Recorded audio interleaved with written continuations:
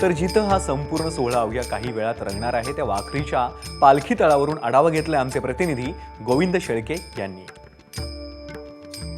अवघा रंग एक झाला याची प्रचिती आज आपल्याला वाखरीला आल्यावर मिळते। त्याचं कारण असं आहे की देहूवरून संत तुकाराम महाराजांचा पालखी सोहळा, आळंदीवरून संत ज्ञानेश्वर महाराजांचा पालखी सोहळा अगदी 17-18 किलोमीटरचा मुक्काम दर मुक्काम करत पंढरपूरच्या वेशीवर येऊन टेपलाय आणि पंढरपूरची वेशीवर आल्यानंतर याच ठिकाणी म्हणजे मी सध्या ज्या वाखरीमध्ये उभा आहे या वाखरीमध्ये सगळा वैष्णवांचा मेळा एकत्रितपणे पुढे पंढरपूरमध्ये प्रवेश करतो।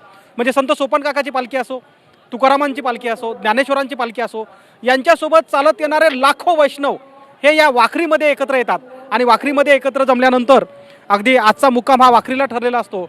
वाखरीमध्ये मुक्काम केल्यानंतर मात्र उद्या दिवसभर ही सगळी मंडळी पंढरपूरमध्ये पोहोचतात। आपल्याला माहीत आहे की 2 दिवसावरती एकादशी आली आहे आणि एकादशीच्या मुहूर्तावरती हे सगळी मंडळी ही पंढरपूरला पोहोचत असते आणि पंढरपूरला पोहोचण्याआधी यावं लागतं ते पंढरपूरच्या वेशीवर, जिथे वाखरीमध्ये अगदी जय्यत तयारी या ठिकाणी केलेली आहे। खरं तर कारण वाखरीपासून अगदी 7-8 किलोमीटर अंतरावरती हे सगळे ठिकाण आहेत पंढरपूरचे। मात्र यावेळेस रस्त्याचे विस्तारीकरण झालं आहे, त्यानंतर हा पालखी तळ आहे जो तो अगदी या भागातला सगळ्यात मोठा पालखी तळ आहे आणि या पालखी तळाचं सगळ्यात मोठं वैशिष्ट्य काय आहे तर तुकारामांची पालखी, ज्ञानेश्वरांची पालखी, सोपान काकांची पालखी यांच्यासोबत येणारे हजारो वारकरी हे या पालखी तळावर विसावतात।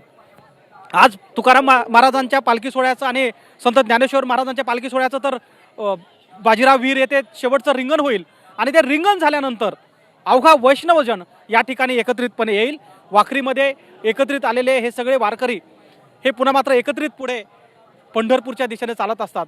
खरं 18-20 किलोमीटर रोज चालून 19 मुक्काम करत करत अगदी ज्यावेळेस पंढरपूरला पोहोचतात त्यावेळेस आता फक्त आस लागली आहे ते पंढरपूरच्या या विठुरायाच्या दर्शनाची। कॅमेरामन अक्षय खरमाळेसह गोविंद शेळके, एबीपी माझा, वाखरी, पंढरपूर।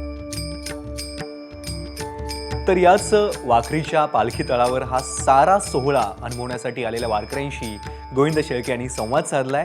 ते काय म्हणतायत ऐकूया। वाखरीला पोहोचलेल्या या सगळ्या वारकऱ्यांची भावना काय असते, कारण आता टप्प्यावरती पंढरपूर आलाय, अगदी डोळ्यासमोर चंद्रभागा दिसते आहे आणि मग ज्यासाठी केला होता अट्टहास तो पूर्ण होणार आहे आणि तो एकादशी दिवशी पूर्ण होणार आहे। काय भावना आहेत नेमक्या वारकऱ्यांच्या? माझ्यासोबत काही वारकरी मंडळी आहे, मला सांगा माऊली काय भावना आहे? आता पंढरपूर टप्प्यात आलंय, नक्कीच खूप चांगलं वाटतंय कारण आम्ही आळंदी, देहू इथून महाराजांच्या पालख्या निघाल्या होत्या आणि तिथून आम्ही चालत येत आहोत आणि एकच मनाला आस लागली होती ती म्हणजे पांडुरंगाची भेट आणि तो टप्पा आता थोडक्यात येऊन ठेपलेला आहे। मनाला एवढा आनंद होतात की सांगू शकत नाही। काय भावना आहे?